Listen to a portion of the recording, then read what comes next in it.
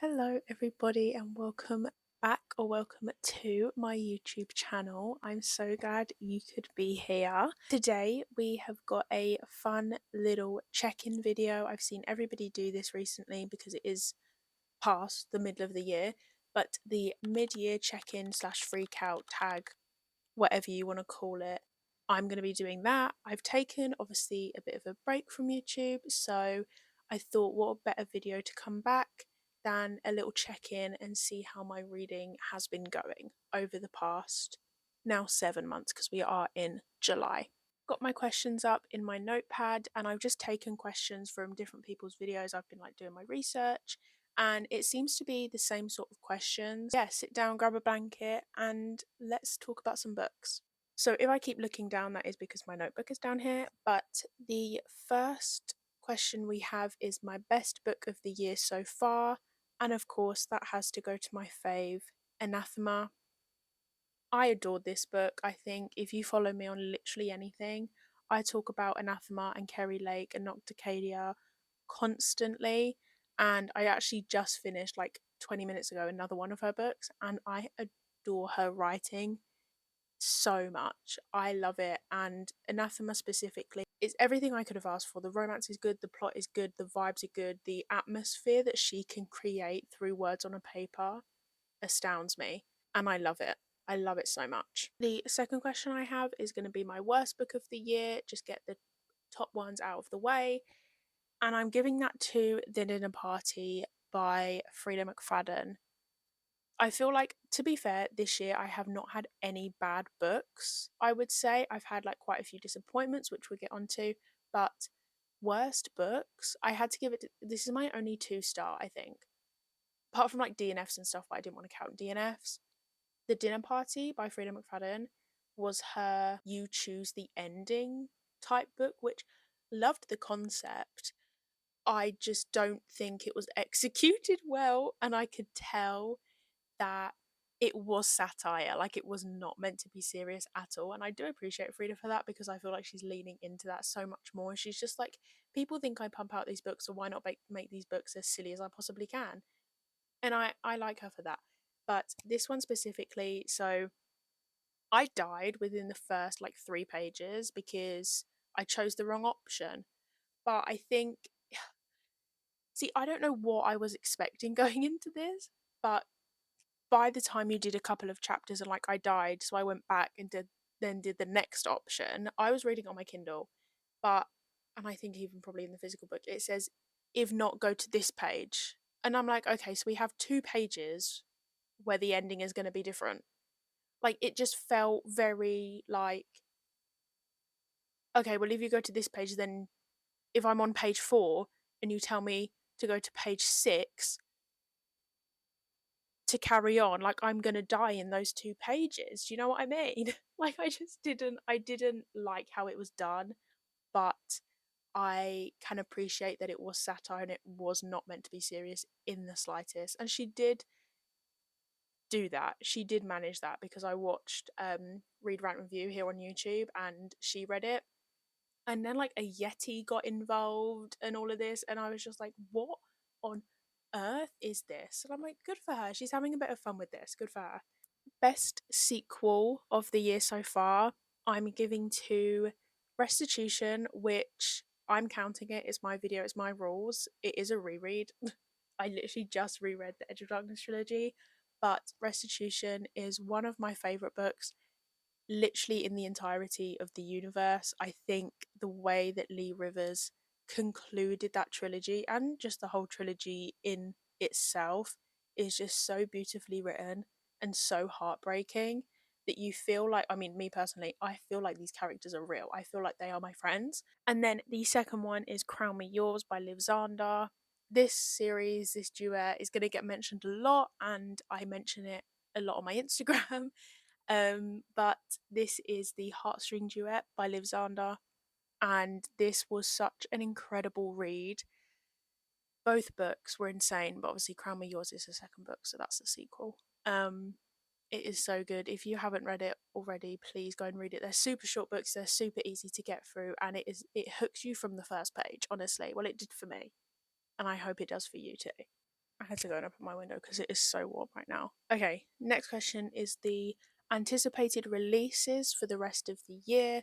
So I have three for this one. Daybreak, which comes out very, very soon. I think it's the 29th, I want to say, of July, by Autumn Woods. The second book to Nightshade was gothic, like academia setting and a little bit of mystery. It was so good. So I'm so excited for Daybreak. That comes out on the 29th, I think. The second book is Knave and the Moon, which I believe comes out in September, I want to say. This is the second book to Night in the Moth, and The Night in the Moth was my favourite book of last year. So, of course, I'm excited for the second one. The next one is Burn of the Everflame by Penn Cole. Many people have waited years for this. I only read this series this year, so I haven't had to wait as long as other people, but I that does not mean I'm any less excited. I cannot wait for Burn of the Everflame. I have a reading vlog of me reading the Kindra's Curse saga, so the first three books, and it wrecked me emotionally. New releases that have been released but I have not read yet. I've got two for this one. So the first one is Light Wielder, which is the second to Metal Slinger. I am still mad at the ending of Metal Slinger, and I'll talk about that in a little bit. But I am mad, so I have not wanted to read Light Wielder because I don't want to touch it. If I'm being, I will touch it. I don't want to touch it right now, so I haven't done that. And then the second one is Rights of the Starling, which is the second book to Shield of Sparrows by Daphne Perry. I did really enjoy Shield of Sparrows. The only thing with that I didn't like was there was a lot of traveling, and I don't like books that you spend half of it traveling around.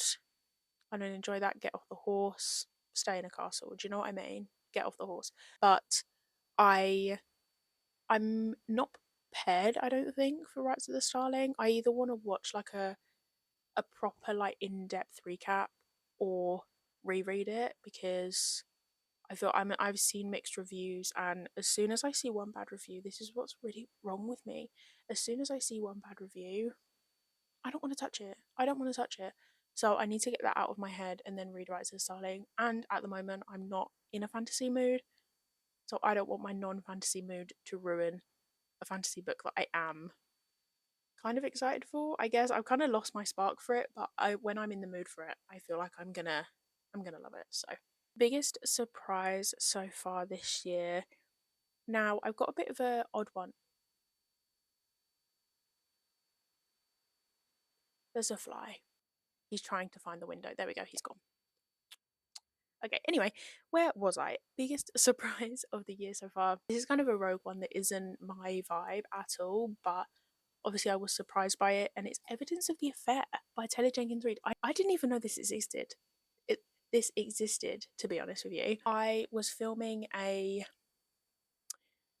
something hours readathon. I can't remember how many hours it was. Maybe it was like 6 or something. I don't know. But I wanted a couple of little books to read just to say that I'd read more than one book or one or half of a book. So I went on TikTok and I was just like, small short stories that are good. And Evidence of the Affair came up by Taylor Jenkins Reid, and I loved it. I gave it 4 stars for a book that was 80 pages, I think it was. But it was so good, honestly. So it follows. I haven't really been talking about the plots about most of these, but I feel like most of you know these. But this one I really want to hype up because it was so good. I literally was crying at the end, and it's 80 pages. So it follows two people and their partners cheat on them with the other one's partner. So it's basically letters of them going back and forth talking about this and figuring it out, and then it's really like bittersweet in the ending, and it was so emotional, and yeah, it was exactly what I needed at that point in time, like a short emotional. It was so good. Okay, biggest letdown of the year so far. One of them, which I have mentioned a little bit ago, Metal Slinger. Unfortunately, I think everyone and their mum knows that when Metal Singer came out, everyone was like, oh, this crazy plot twist at the end, like, oh my god, had me shook. Yeah, it had me shook because I wasn't expecting it, because it was so infuriating that I can't believe that that was actually written in a book. I feel very angry towards this, which is why I haven't read Light Wilder. I don't know how I'm gonna that's gonna work in my brain for the next book. I don't even want to talk about it. I'm getting angry. Let's go on a positive note. New author, new favorite author. I've got two for this one, which I've mentioned their books previously. Leigh Bardugo, of course, the author of Six of Crows and Crooked Kingdom. And then also I've got Ninth House by her and that duology, which actually no, is getting another book, I think, this year. So I'm excited to read those. But of course I need to read Crooked Kingdom and then I'll go back and read those ones. The next one is Liv Zander, my angel, who wrote Crown Me Dead and Crown Me Yours. I need to go back and read her Feather So Vicious duet, duology, whatever, because her writing was just impeccable. I loved it and it brought out so much emotion and the books were so short. And I'm like, how do you do this? You're a genius. Book that made me cry. So we've got two again for this option. One of them is Crown Me Yours by Liv Zander, my fave. If you couldn't tell, that's probably two of my favourite books of this year. I literally want to reread them already. Literally made me sob like a child. And then Clockwork Princess by Cassandra Clare. I love this trilogy so much, and I do have a reading vlog of me reading The Infernal Devices, and you will see me sobbing at the end at Clockwork Princess because I didn't know where I was expecting it to go, but I didn't see it, but then I'm also happy that it did, but then it was so bittersweet again. I love that trilogy. I want to reread that as well, but I might just rewatch my vlog of it. So I'm like reliving it through myself that I've already lived. That's why I like doing reading vlogs, because now I can go back and watch them and I'm in that mindset again because it's me I'm watching. Next, we've got these are a couple of questions I think I added in all of these ones myself. I'm pretty sure. I don't know.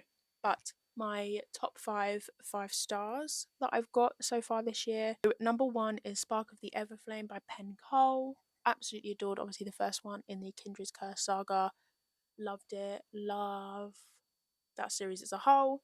Next one, Unbound by Peyton Corinne. This is my favourite sports romance apart from Windy City series, but this, the Undone series, is just transcending the game. It is so good, and literally every single book that I've read from that is 5 stars.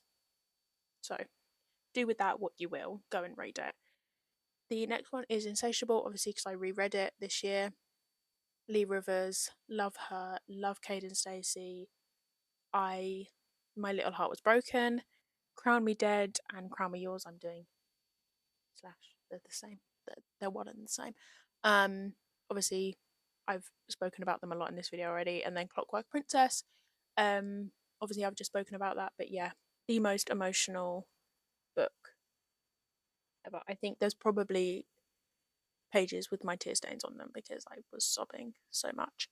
Top three FMCs. This is another question in that I added in myself. So we have Shadira Kale by H.M. Wolf in Daggermouth. And then we have Stacey Rhodes in Insatiable by Lee Rivers. And Inej from Six of Crows by Leigh Bardugo. All three of these women are incredible. And I just wanted to show my appreciation for these three because they're the ones that have stuck in my mind since I finished their books, and they're just incredible. And top three MMCs as well, we have Death from Belladonna by Adeline Grace, Luther Corbois by Penn Cole in Spark of the Everflame, and then Zivander from Anathema by Kerry Lake. My top three favourite men. Luther Corbois and Zivander especially, they're like top of my list. And then Death is creeping up. Like when I carry on the Belladonna series, I know he's just going to go up to at least top 5. He's just incredible. And the Prettiest Decision I own, I actually haven't got yet, but I'm excited to get it. And can you guess what it's going to be? The Infernal Devices trilogy by Fairy Loot. And the main reason, not the only reason, obviously I love these books, so I want to have a pretty edition on my shelf, but the main reason I got these ones specifically is that gems on the front. James Carstairs, he he is just my favorite. I love him so much, and there's nothing else I want to say. So I got those books just to have his face is going to be here. Like when I get them, his face is going right here. I can tell you that for nothing. And then my priority reads for the next half of the year, I've got three for this one. So I've got Crescent City, obviously, because ACOTAR 6 or 6 is coming out this year, and then ACOTAR 7 is coming out next year. And I've heard through the grapevine, and not so subtly through the grapevine, that you need to read Crescent City before reading the next ACOTAR 6 book. I don't know how that's going to work, but I'm going to do it anyway because I listen to the people I'm easily influenced. Next is Crooked Kingdom. I'm really excited to get back into this duology. Actually, I'm going to read it pretty soon, I'm pretty sure, but in the moment I'm in my dark romance phase, so I'm kind of just riding that out. And then when I'm done with that, then I'll read Crooked Kingdom and then the rest of the Belladonna series, because those are the ones that at the moment are stuck in my head. That and Kingdom of Wicked trilogy, I want to read that so bad. But yeah, those are the ones that are like, when I'm out of this dark romance bit, I'm going to read those. And then I just have an in general the rest of the Cassie Clare situation. This is the next book that I need to read, which is Magnus and Alec, I think. And then I need to go back into the rest of the Mortal Instruments because I'm doing the recommended reading order that I saw from Emmy. So I read the first three Mortal Instruments, Infernal Devices, this one in the middle, and then the rest of the Mortal Instruments, and then I go into whatever these ones are called, and then Dark Artifices and Last Hours. I just want to read more. Even if I just read one more classic Cassie Clare and get this one out of the way, I think I'll be happy with that by the end of the year. And then to round it off, I want to talk about my favourite series so far this year. So we have the Edge of Darkness trilogy, which will always be my favourite series. There is going to be nothing that can compare to that. And doing the reread this year has solidified that in my head that it is just an insane, amazing trilogy. When I do talk about The Edge of Darkness, I am also talking about Psychotic Obsession as well, because I think if you read Edge of Darkness, you should read Psychotic Obsession. If you liked Edge of Darkness, read it afterwards.